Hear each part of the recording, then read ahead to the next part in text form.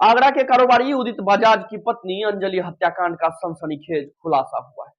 अंजलि बजाज की हत्या की साजिश में खुद उनकी नाबालिग बेटी भी शामिल थी। उस लड़की का प्रेमी और एक दोस्त ने अंजलि मर्डर को अंजाम दिया। असल में बेटी के लव अफेयर के बारे में अंजलि को भनक लग गई थी, क्योंकि बेटी के फोन में उन्होंने लड़के के साथ फोटो देख ली। लेकिन वो जानती थी कि मेरी बेटी का उम्र तो अभी 18 साल से भी कम है, यानी नाबालिग है। जबकि आरोपी लड़का प्रखर गुप्ता बालिग था। इसलिए गूगल पर सर्च किया कि अगर नाबालिग लड़की को कोई झांसे में लेकर उसके साथ रिलेशन में रहता है तो क्या एक्शन हो सकती है। तो पता चला कि पॉक्सो एक्ट में आरोपी लड़के पर कड़ी कार्रवाई हो सकती है। इसलिए मौका मिला और कारोबारी की पत्नी अंजलि ने आरोपी लड़का प्रखर गुप्ता को खूब धमकाया और कहा अगर पुलिस में कंप्लेंट की तो उसे पॉक्सो एक्ट में जेल हो सकती है। इस बात से नाराज होकर प्रखर ने हत्या की साजिश रच डाली। आइए पूरी कहानी समझते हैं। उससे पहले मेरा परिचय, मैं हूं आपका दोस्त और होस्ट रिंकेश और आप देखना शुरू कर चुके हैं रियल हिस्ट्री। दरअसल आगरा के सिकंदरा एरिया के शास्त्रीपुरम में अरोमा कॉलोनी में कारोबारी उदित बजाज का परिवार रहता है। उदित का जूते के धागे का बिजनेस है। इसकी पत्नी अंजलि बजाज और एक 15 साल की बेटी है। 8 जून गुरुवार को अंजलि की लाश ककरेठा के जंगल में मिली थी। चाकू के हमले से खून से सनी अंजलि की लाश वनखंडी महादेव के मंदिर के पास मिली। इसके बाद आगरा पुलिस को जानकारी दी गई। पुलिस ने मामले की जांच शुरू की।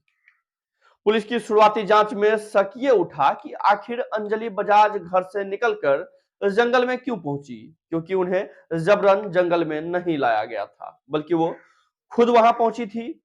इसकी जांच के लिए पुलिस ने उनके फोन की व्हाट्सएप चैट निकाली तो पता चला कि अंजलि की बेटी के फोन से ही उनको मैसेज आया था, जिसमें लिखा था कि वो अपने दोस्त के साथ ककरेठा जंगल में महादेव मंदिर के पास है। इस वजह से अंजलि अपनी बेटी की तलाश में उस जंगल में चली गई। अब पुलिस को यहीं से शक हो गया कि अंजलि हत्याकांड में उसकी बेटी का भी कुछ न कुछ हाथ जरूर है, या फिर उसे ब्लैकमेल किया जा रहा है। पुलिस की जांच में पता चला कि अंजलि की बेटी का दोस्त प्रखर है, लेकिन वो अपने घर पर घटना से 3 दिन पहले ही ये बताकर निकला था कि वो अपने दोस्तों के साथ केदारनाथ दर्शन के लिए जा रहा है। प्रखर गुप्ता 12वीं पास है, लेकिन पुलिस की जांच में निकला कि वो आगरा में ही मौजूद था। उसने ये सब कुछ मर्डर की फुल प्रूफ प्लानिंग के लिए किया था। इस पूरी घटना को अंजाम देने के लिए उसने अपने एक दोस्त सीलू को भी तैयार किया।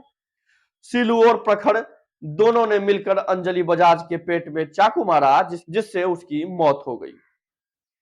इस अंजलि हत्याकांड का मास्टरमाइंड प्रखर गुप्ता 12वीं पास होकर भी बेहद शातिर था। उसने शुरुआती पूछताछ में पुलिस को काफी गुमराह किया। उसने यह भी कहा कि उसके खिलाफ कोई सबूत नहीं है। उसने अपने दोस्त की मां से कोई संपर्क नहीं किया, वो केदारनाथ घूमने गया था।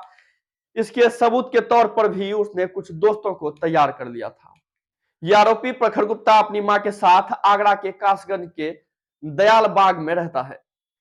लिहाजा पुलिस ने प्रखर के बार बार बयान बदलने को देखते हुए उनकी मां और उसके खास लोगों के साथ साइकोलॉजी एक्सपर्ट की मदद से पूछताछ की।